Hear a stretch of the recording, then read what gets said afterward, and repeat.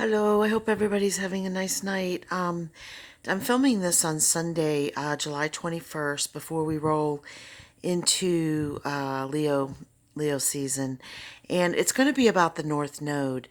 And the reason that I want to mention it is for two reasons.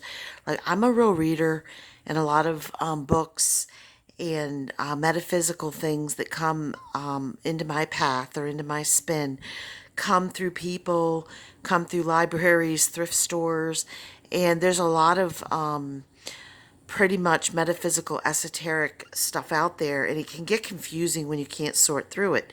So I've been a student of astrology for a long time, and I know Western astrology. I know a little bit about Vedic, and I know about the 12 planets, but I never knew about the North Node.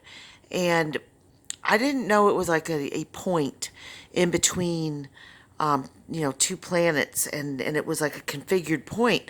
So I guess in the old days when I began looking at astrology, nobody really focused on it.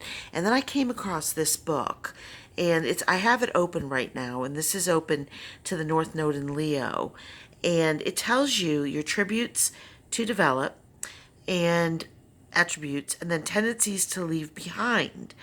And it has a mantra at the end of every chapter, and it tells you pretty much in this life or in this spin what where your path should lead to.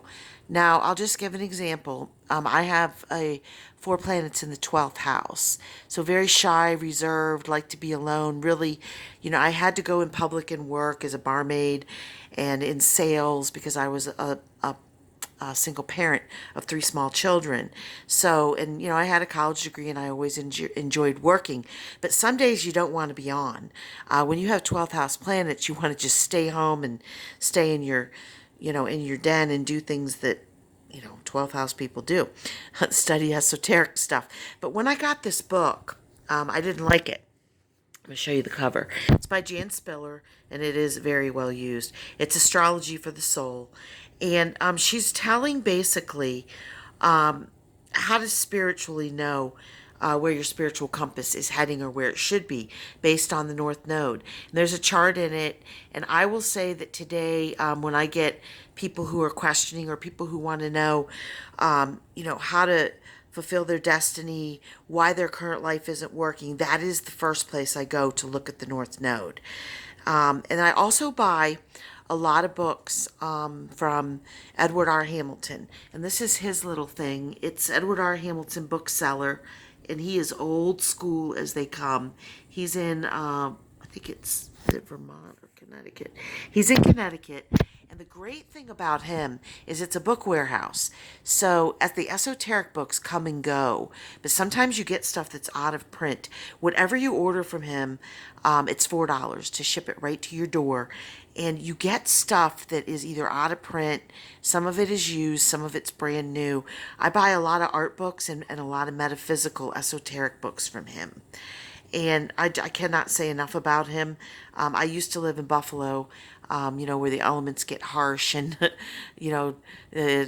just crazy type of delivery things, and other people couldn't get through. And let me say that his books came undamaged in, 15 feet of snow, packaged perfectly, pristine, and always on time. So I do love him, and I recommend him if you're looking for esoteric books. You can get a catalog from him. He also has, I don't read fiction so much, but I read, literature, Hemingway and stuff like that. But there are really classic books in there, but I primarily use him for esoteric, and he has wonderful, wonderful history books. If you're I was a history major in college, and I still like to read about Vietnam and a lot of historical people, biographies, leaders, public leaders, military leaders, esoteric stuff. I cannot say enough. There are books in there that were published at like $30 and $40, and you'll get them for $3. I can't say enough about him. But he has nothing's done online, but you can request the catalog online. And then, like I said, this book, Jan Spiller. If anyone is struggling with with their current path, their current situation. I struggled for a long time between art and spirituality. I was involved in the Presbyterian Church very heavily for 4 years, and I cannot say enough about this North Node book to help clarify things. So that's it. If anybody has any questions about their North Node or wants me to look it up, I can look up in the chart for you, and you could certainly Google your North Node. But I just find this book to be a stellar tool. So I hope everybody has a great Monday, and like my pillow says, no bad days. All right, bye.